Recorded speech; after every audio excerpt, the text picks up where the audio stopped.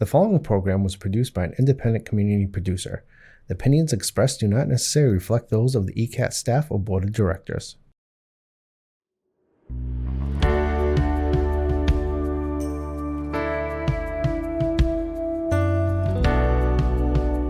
Giving a voice to the voiceless, pulling stories out of the shadows and putting them under the spotlight, making sure that each person is valued and cared for.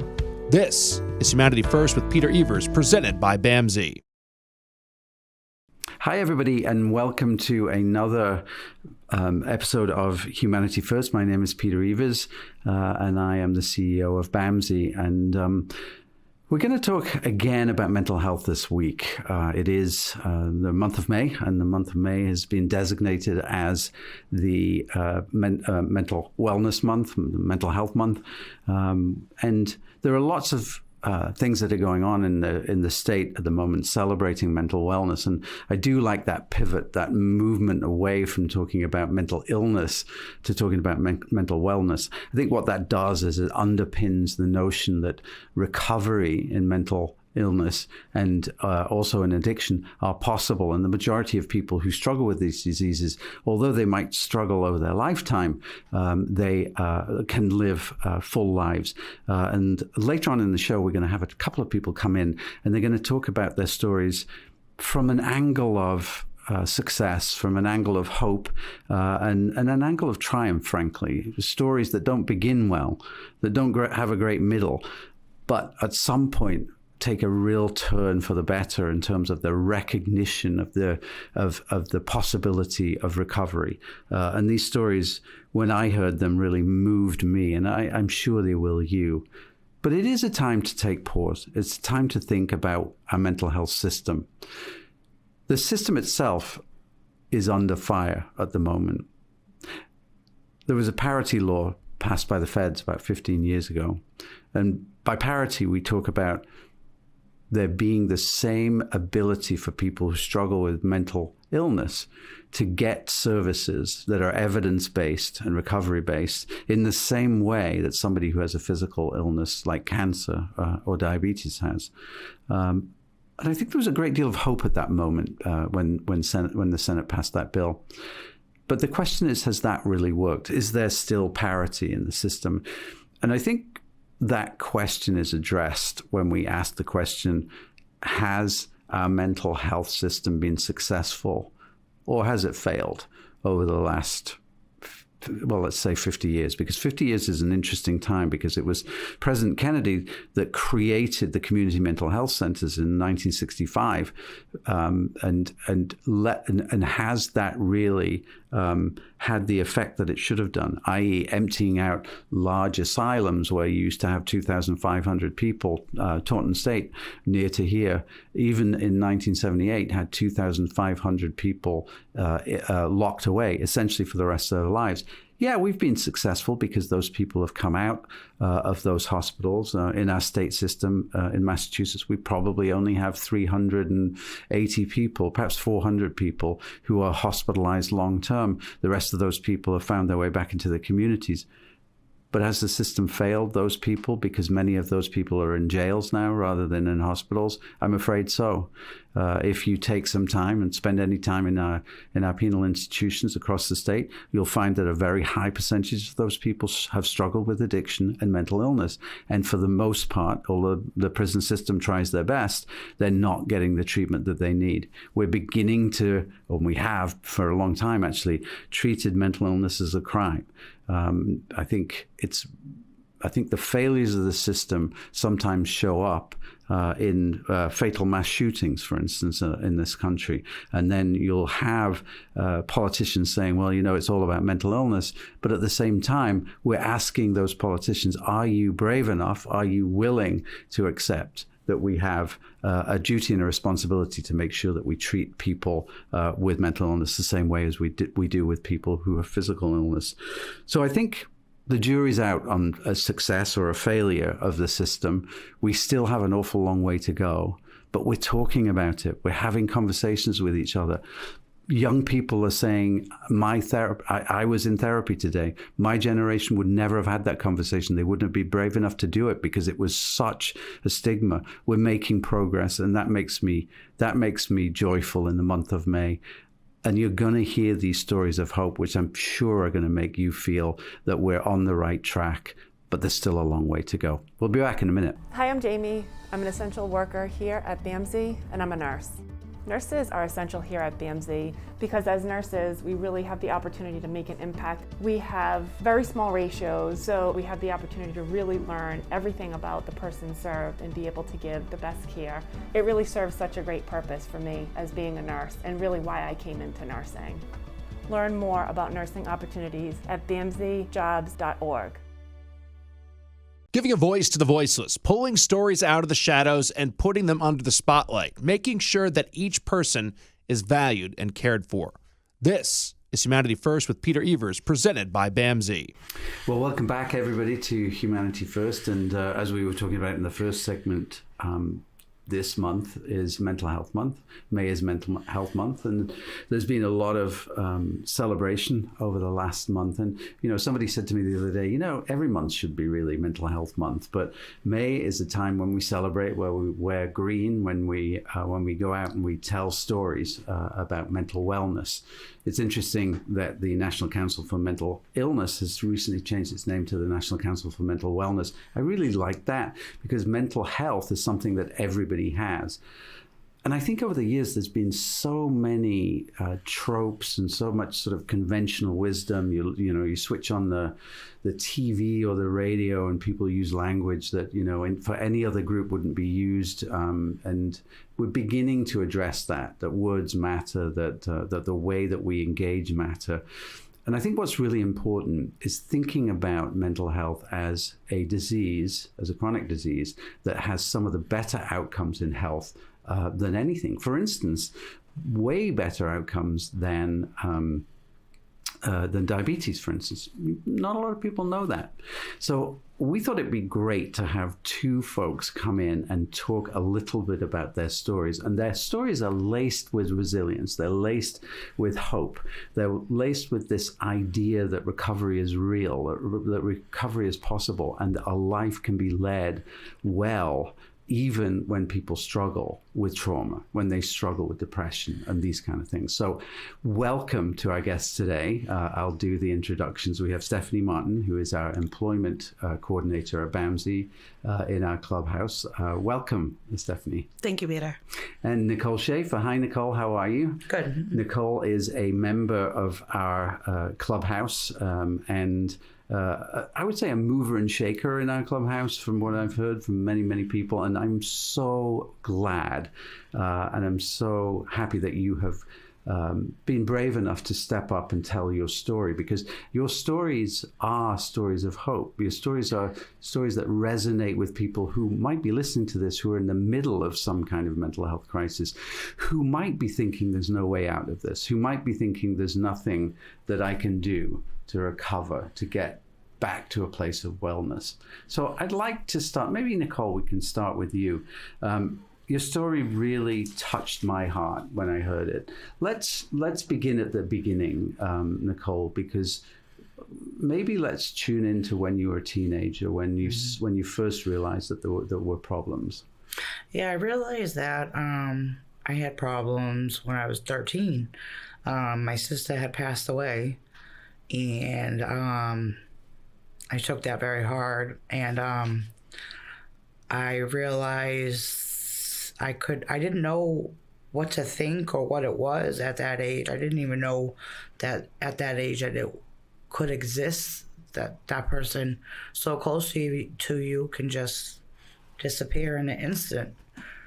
I was so young, and my family all grieved her loss for a long time. She was my best friend, honestly, and it was traumatic for all of us for what happened. And as I got older, because I was so young, not understanding it so well, as I got older, I understood it more. I started turning into drugs and alcohol, trying to numb the pain, and started doing the party scene.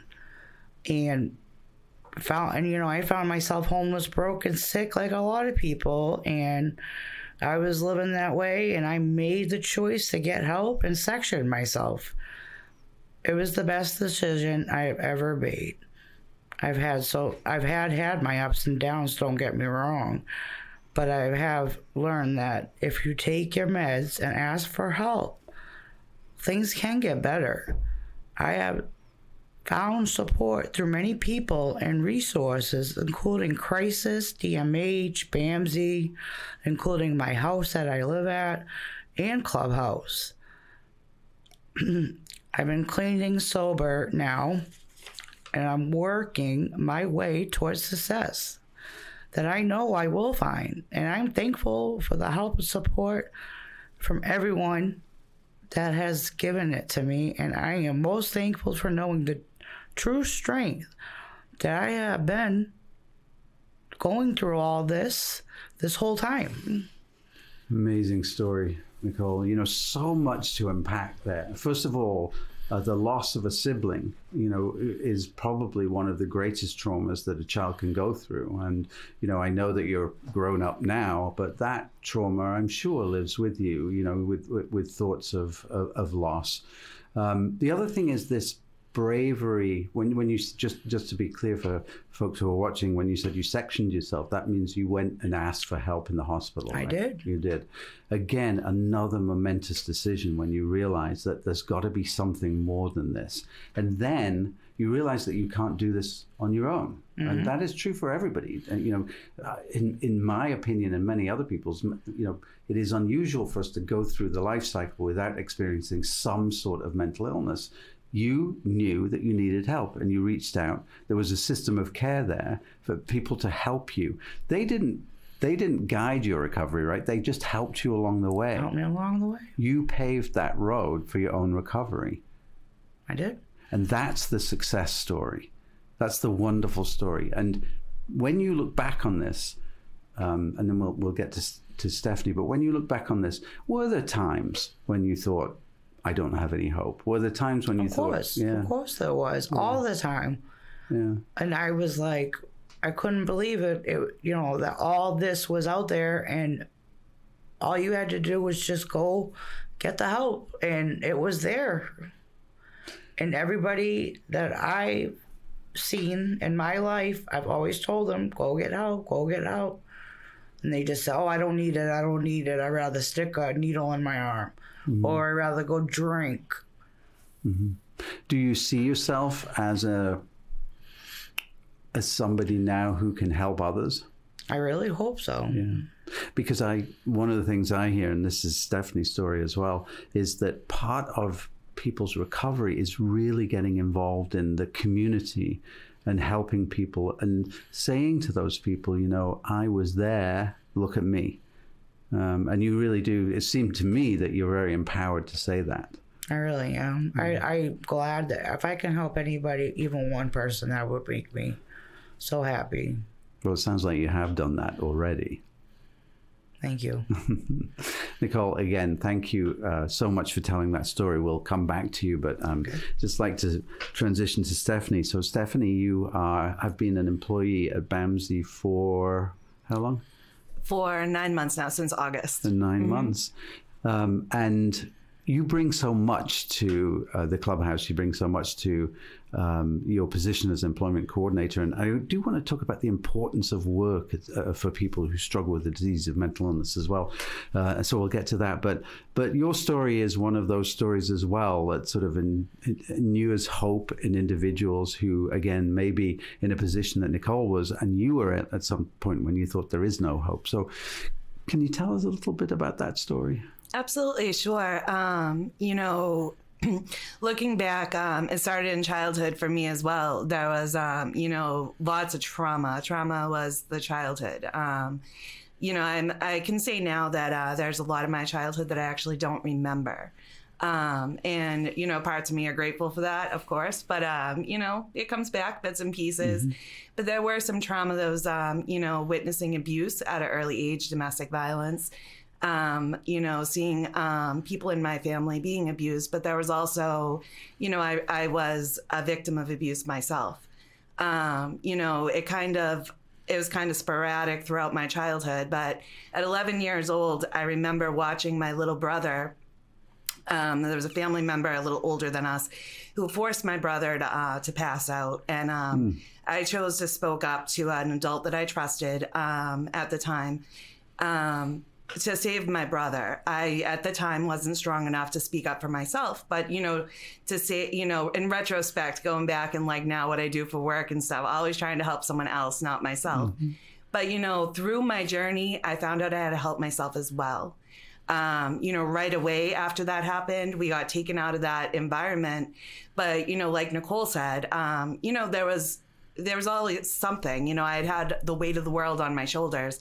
So, of course, I turned to the party scene as well. I turned to spending time with older guys, at a young age when I shouldn't have been doing that. Or, not going to school when I shouldn't have been doing that and stuff. People around me would be saying, Stephanie, you really got to get some help. And I'm like, I got it all together. I don't need anything. And I ended up, it was like an all or nothing thing. A lot of us, who have addictive personalities, all or nothing. I threw myself into work. I became a restaurant manager, which for anybody with any type of mental health conditions, that's a rough job. Yeah. My heart goes out to you. Yeah. And I was working myself to the bone, but I wasn't taking care of myself at all. The real change for me happened about when I got into treatment. It was finally, I listened to all those people around me saying, you got to get some help. About 15 years ago, I took that suggestion. I didn't go into a hospital, but I called up a mental health facility and said, I need to make an appointment. And I didn't know what to expect, but I went into counseling. I went into psychiatric treatment. I got diagnosed, which was interesting for me. All those little things that people around me were like, I think you might have, all those little voices. And, I did find out that PTSD, post-traumatic stress, that's a real thing. Mm-hmm. I ended up going into trauma therapy. I spent about 1.5 years going through some pretty deep trauma therapy. It was very difficult. But now, stepping out of that, I do therapy when I feel I need to. I'm not currently in therapy, but I know that's available when I need to.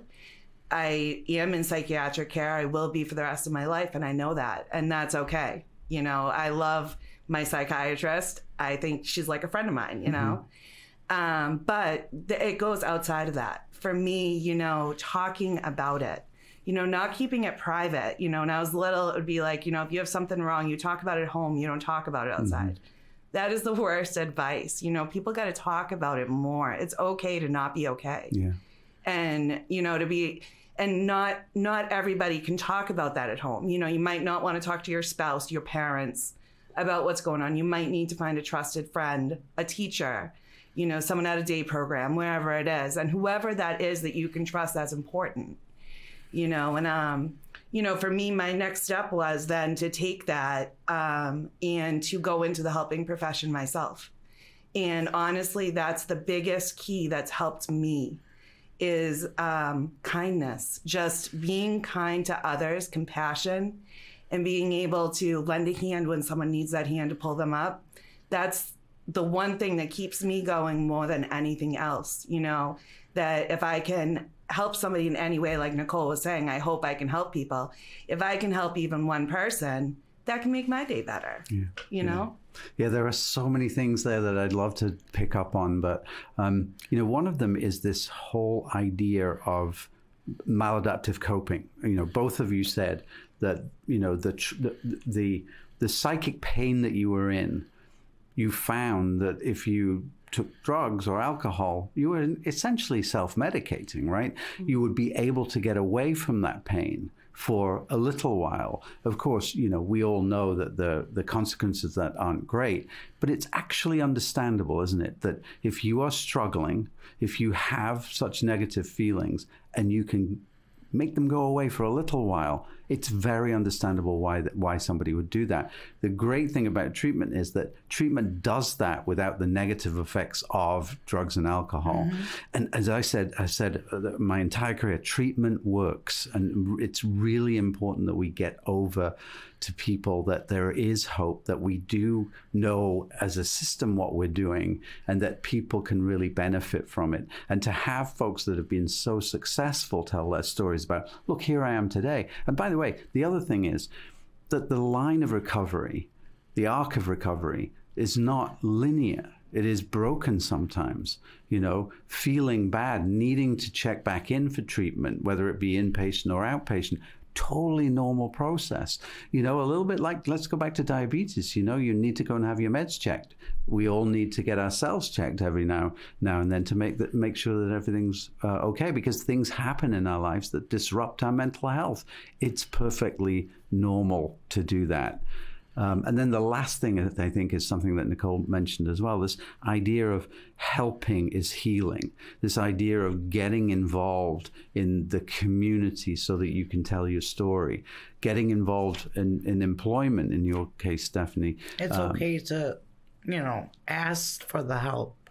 Ask people, your peers, your counselors, anybody, your doctor, therapist, ask for that, reach out and ask for it. So if there's somebody watching this right now, Nicole, that's the message that you would give them. It's tough to do this alone, but there's people out there that can help. Yes. And it's family, and it's friends, it's churches. Anything, anyone. That you can make a relationship. Yes. A connection. Anyone. Yeah.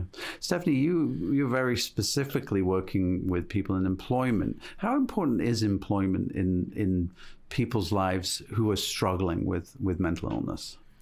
I think that, one of the reasons why I do employment is actually because of how important employment's been for me throughout my own story. There's been times in my life when I've thought I've lost all hope, but I've been able to say, at least I have a job.